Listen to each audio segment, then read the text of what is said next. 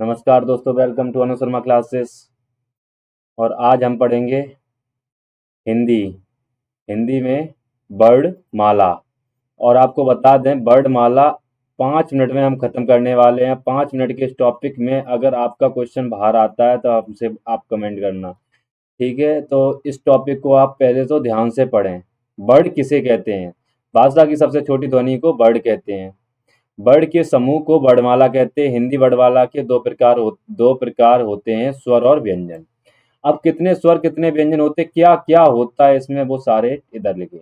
वर्णमाला का कुल 52 वर्ड होते हैं, स्वर 11 होते हैं, 33 व्यंजन होते हैं, 4 अयोग वाह होते हैं, संयुक्त व्यंजन 4 होते हैं। अब ये मसला क्या है, इसका मसला क्या है, ये मसला क्या है, ये आगे देखते हैं। आप आपको टॉपिक बाई टॉपिक बताते हैं। स्वर, जिन वर्णों का उच्चारण बिना किसी अन्य वर्ण की सहायता से होता है उन्हें स्वर कहते हैं। अब स्वर होते कौन कौन से हैं? आ ई ऊ ऋसा ऋषि ऐसे एड़ी ऐसे ऐनक ओसे ओकली, यानी कि 11 होते हैं। अब स्वर के भेद कितने होते हैं? हर्ष स्वर एक मात्रा वाले, दीर्घ स्वर दो मात्रा वाले, प्लस स्वर जिनमें 3 मात्राओं का समय लगे, ओम जैसे। अब दीर्घ स्वर कौन कौन से होते हैं? बड़ा बड़ी बड़ाऊ ऐसे अड़ी ऐसे ऐनक ओसे ओकली ओसे औरत। आ और हर्ष स्वर कौन से होते हैं? छोटा छोटी छोटा ऊ ऋसा ऋषि।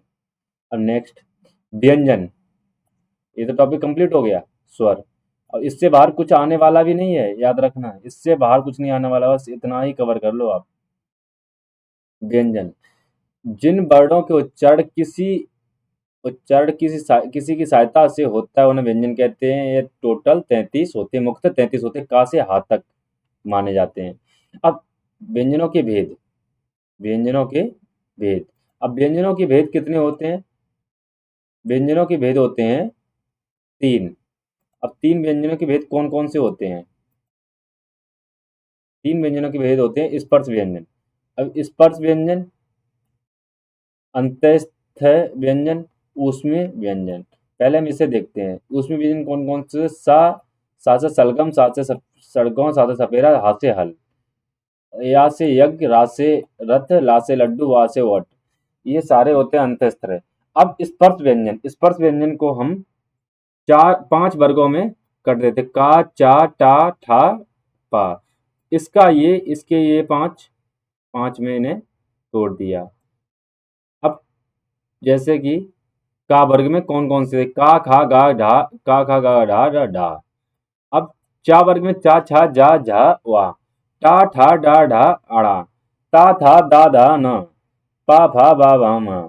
ये हो गए इसके वर्ग। अब इसको क्या कहते हैं, इसको क्या कहते हैं, इनका उच्चारण इन्हें कित कहते हैं, इन्हें किस किस वर्ग से जानते हैं? आइए ध्यान ध्यान से देखें। ये टॉपिक यही है मेन, सब कुछ यहीं से फंसेगा, यहीं से फंसेगा। इस टॉपिक यही है महत्वपूर्ण वाला। अब कंठ, कंठ कौन कौन से होते हैं? आ और का वर्ग। अब का वर्ग में कौन कौन से हैं? का खा गा डड़ा अड़ा गा गाड़ा, ये वाले हैं का वर्ग। का वर्ग,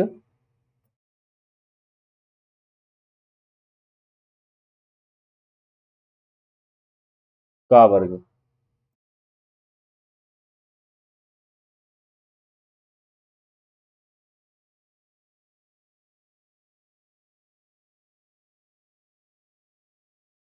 ये रहा का वर्ग।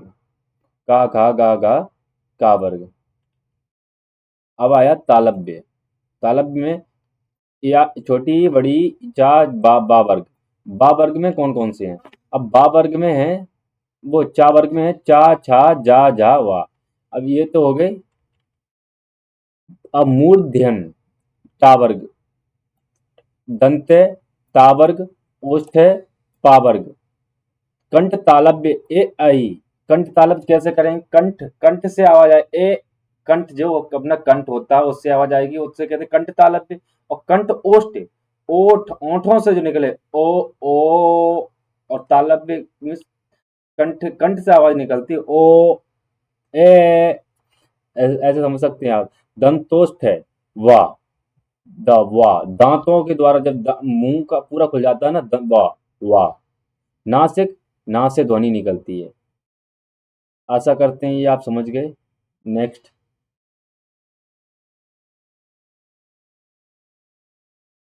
आयोग वा, आयोग वा, आयोग वा किसे कहते हैं? आयोग वा, आयोग वा के 3 प्रकार होते हैं। अनुसार, अनुस्वार यानी कि संकल्प, विसर्ग, विसर्ग लग जाती है जैसे दुख, चंद्र बिंदु जैसे माँ, संयुक्त व्यंजन, दो या दो से अधिक व्यंजनों की मेल से बने वर्ड को संयुक्त व्यंजन कहलाते हैं। संयुक्त व्यंजन कैसे बनते, कौन कौन से? चा, छा, दा, दा, ये सारे संयुक्त व्यंजन है। ये कैसे बनते हैं? ये कैसे बनते हैं? चा, चा, छा का, छा बनता है का और बा से, त्रा, था, त्रा, ता, रा से, जा और वा से वावट बनता है, और ये श्राप इससे बनता है। इसे हम क्लियर कर दे जिससे आप नोट कर सकें।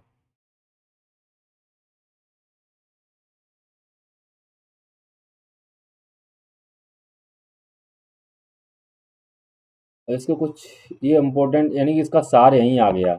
अंत अंत स्थित व्यंजन कौन से होते हैं? या रा, ला, वा। तो उसमें व्यंजन कौन से होते हैं? सा, सा से सफेरा, सा से सलगम, सा से सरकों, सा से सफेरा, हा से हल।